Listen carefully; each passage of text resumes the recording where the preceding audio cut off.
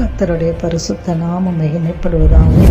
உயிர்த்தெழுந்த வல்லமுள்ள இயேசு கிறிஸ்துவின் நாமத்தினால இந்த கால பொழுதில் உங்களை சந்திப்பதை குறித்து நான் மிகுந்த மகிழ்ச்சி அடைகிறேன்.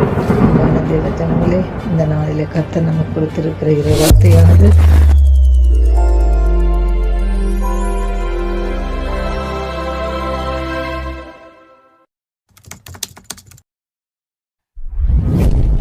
ரோமருக்கு எழுதின நிருபம் 6ஆம் அதிகாரம் 14வது வசனத்தை நம்ம வாசித்து தியானிக்கலாம்.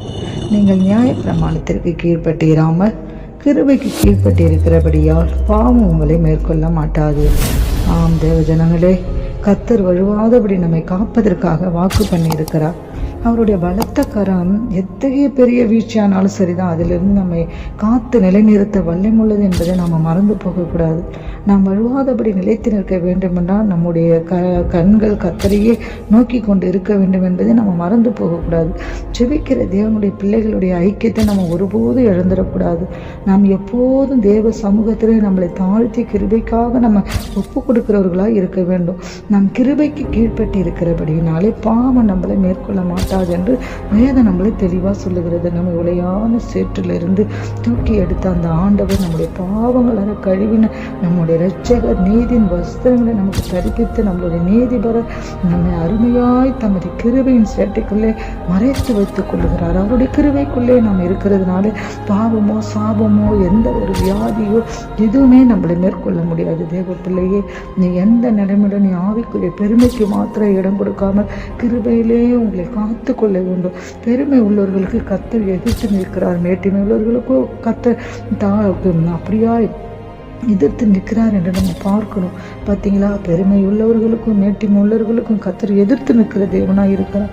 நீ பெருமை வராதபடி உங்களை காத்து கொள்ளுகிறது மாத்திரமல்ல, மனத்தாழ்மையோடும் கூட தேவ சமூகத்தில் நடந்து கொள்ளுங்க. வேதத்தில் 3 இடங்களில் தான் தாழ்மை உள்ளவர்களுக்கு கர்த்தர் கிருபை அளிக்கிறார் என்பது திரும்ப திரும்ப வந்து கொண்டே இருக்கிறது.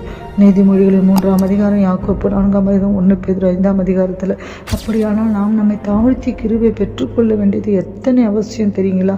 புதிய ஏற்பாட்டில் உள்ள தேவனுடைய பிள்ளைகளாக இருக்கிற நமக்கு கர்த்தர் விசேஷத்தை கிருபையை பாராட்டியும் இருக்கிறார்.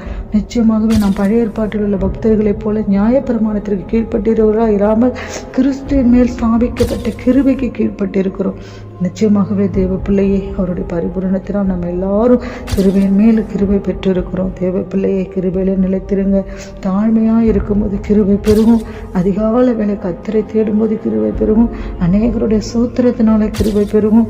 அந்த கிருபையை அவர் சகல ஞானத்தோடும் புத்தியோடும் இன்னும் உங்களுக்கு பெருக பண்ணுவாராக. நாம ஜெபிப்போமா?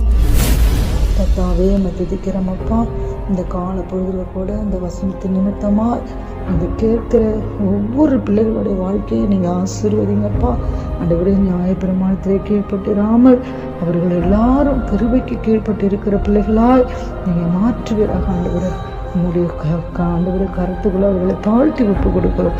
நீங்களே கூட இந்த நடத்தின ஆசீர்வாதம் இயேசுவின் நாமத்தில் ஜெபிக்கிறோம் பிதாவே. ஆமென்.